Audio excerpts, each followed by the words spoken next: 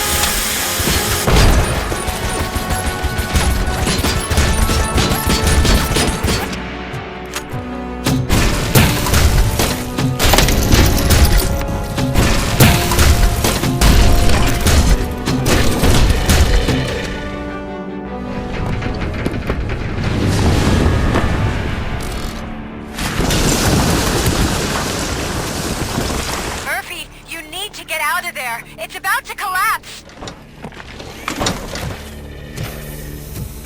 The building's evacuated. There's no one else inside. You need to save yourself.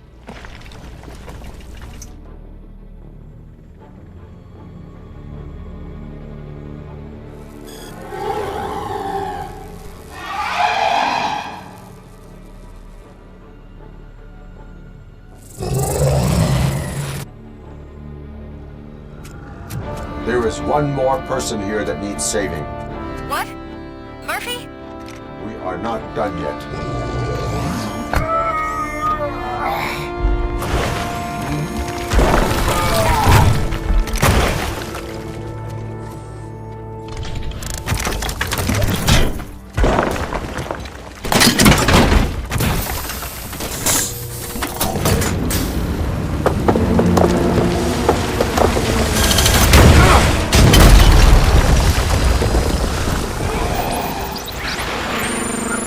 Thank you.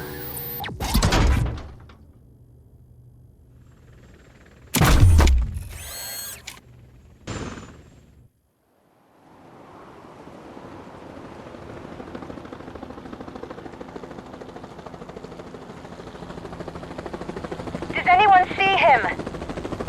I can't see anything. Move closer. Negative. When the building collapses, the dust cloud will choke the engine. Oh my God! Murphy! No! No! No!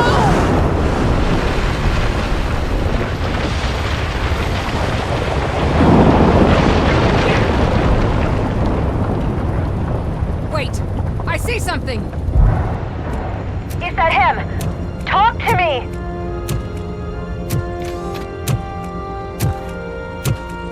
It is me, boss. It has always been me.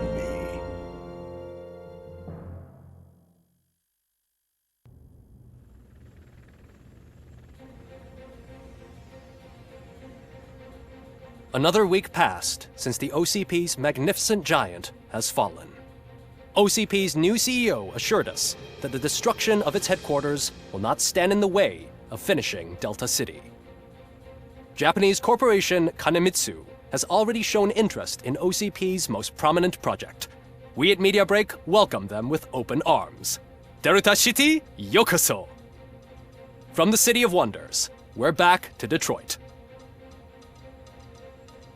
The city's debt has reached a new peak. Re-elected Mayor Kuzak, asked about his plans for reform, said he had other plans instead. OCP is the weakest it's ever been. We'll sue them even if we need a Japanese lawyer, he assures us.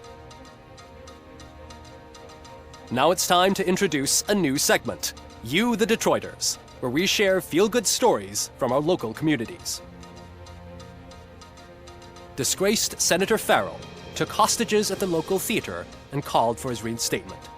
However, a former vagrant and the theater's newest employee managed to defuse the situation. When asked why he decided to risk his life, Pickles, a European cinema connoisseur, said that it was simply disrespectful to interrupt the screening. Let's just hope Pickles does not influence the theater's movie selection. Next up, Sunblock 5000 model nearly torn to pieces by an ED 209 after not adhering to the 209's instructions. The dispute over a parking space could have turned deadly if it wasn't for Dr. Olivia Blanche, a seasoned psychologist who managed to keep a cool head during the 209's intervention. Dr. Blanche's new book, Coping with Loss, is said to be of value to both people and machines alike. A defamed reporter funded by terrorists. After trying to illegally broadcast a hit piece aimed at OCP, Samantha Ortiz has been spotted collaborating with a terrorist group led by a woman known in the underworld as Bertha. OCP denies.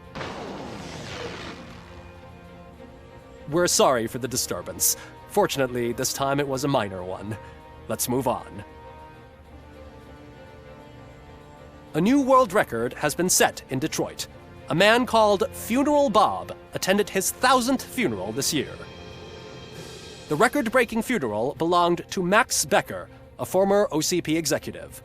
As it turned out, Bob was its only attendee. The OCP delegation did not arrive due to a rescheduled business meeting. We hope the meeting went well. Moving on. The owner of a local restaurant, Onion Baji, in cahoots with a ring of zoo thieves. The restaurant was proved to source the ingredients through crime. The arrest was made by a rookie neighborhood cop, Ulysses Washington, and according to his statement, it wasn't the first animal he had saved. One question still remains unanswered. What happens to RoboCop's human status?